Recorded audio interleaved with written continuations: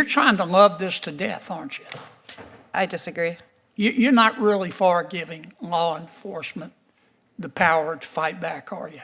I am in favor of giving law enforcement that power and respecting constitutional limits. I don't believe you, Professor. Okay? You're not talking to Bambi's baby brother here. Okay? I've read some of your stuff. I think you'd be more intellectually honest if you just come out and say, I'm on the side of the bad guys here. Hey folks, welcome back to the Capitol, where politics isn't filtered, and we keep the heat turned way up.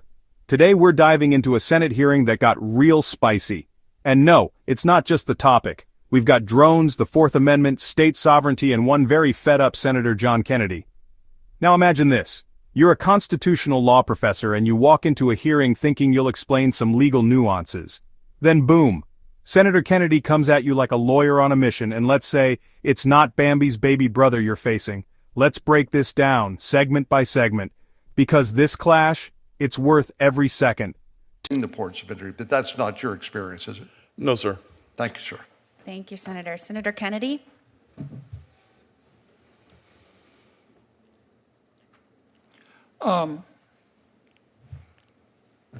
The bad guys are using drones.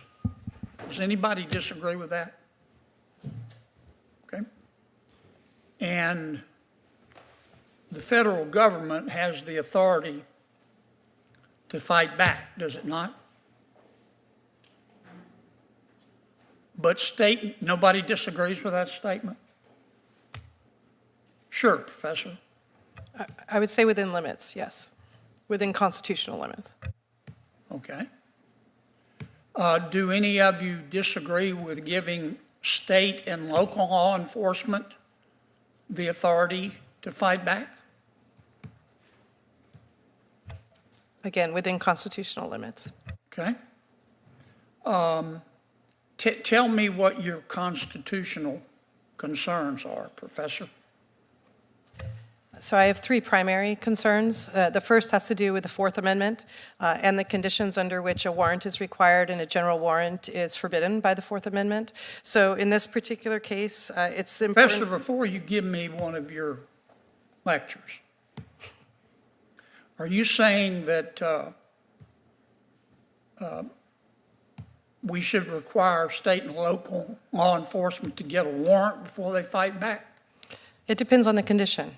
So in an exigent circumstance or something along I'm the aware border, of the exceptions to the warrant requirement. But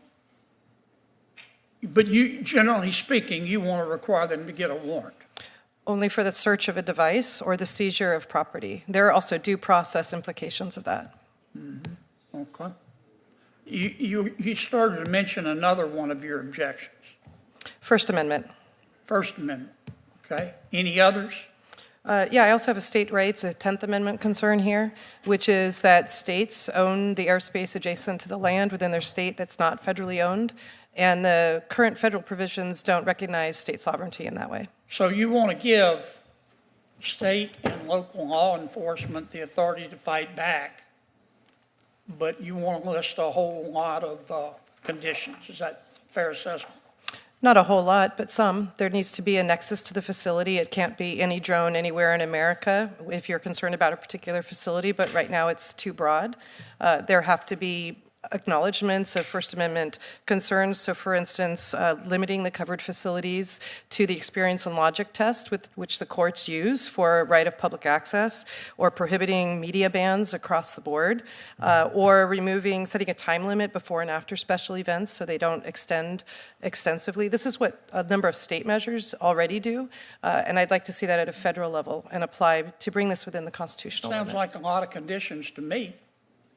No, not very many. As long as there's probable cause and the conditions are met, then absolutely you can. Have you ever heard of a legislative practice called loving a bill to death? Yes. Okay. And that's when you take a bill and somebody says, I'm really for this bill. But then they add so many amendments and they screw it up so badly that the bill either becomes ineffective or doesn't pass. Is that a pretty accurate description? Of the term? Yeah. Yes. You're trying to love this to death, aren't you? I disagree. You're not really for giving law enforcement the power to fight back, are you? I am in favor of giving law enforcement that power and respecting constitutional limits. I don't believe you, Professor. Okay? You're not talking to Bambi's baby brother here. Okay? I've read some of your stuff. I think you'd be more intellectually honest if you just come out and say, I'm on the side of the bad guys here. I think we shouldn't give state and local law enforcement the authority to fight back. You're trying to make it as hard as possible, aren't you? We'll have to disagree on that point, Senator. Nah. You know, you ever heard the expression, watch what they do, not what they say? I've watched what you've done. I know what you believe. Well, you're on the FISA court? I'm not on the court. No, I'm an amicus for the Foreign Intelligence Surveillance Court and the Court of Review. Okay. Were you there when you guys issued all those bad warrants against Trump's people? I can't discuss my work on the court, unfortunately. Oh, it's top secret, right? You'd have to put me on the American people on double secret probation if you told them the truth, wouldn't you? No. I can't discuss my matters that I've handled before the court. I can discuss the public ones where I've dealt with First Amendment concerns and the right to petition. I did an extensive history looking at that right I'm done, to petition. Madam Chair. Thank you. Thank you, Senator Kennedy. We're going to turn it over to Senator Blumenthal. Thanks, Madam Chair. Two different visions of American justice clashing right in front of us. Senator Kennedy thinks bureaucracy and academic hedging are getting in the way of real safety. The professor says unchecked power is a bigger danger than any drone. Who's right? Who's just posturing? Drop your thoughts in the comments. Let's hear what you think. And hey, if you appreciate unfiltered political drama like this, hit that like button and don't forget to subscribe for more explosive moments from the halls of Congress. This is the Capitol, and we're just getting started. See you next time.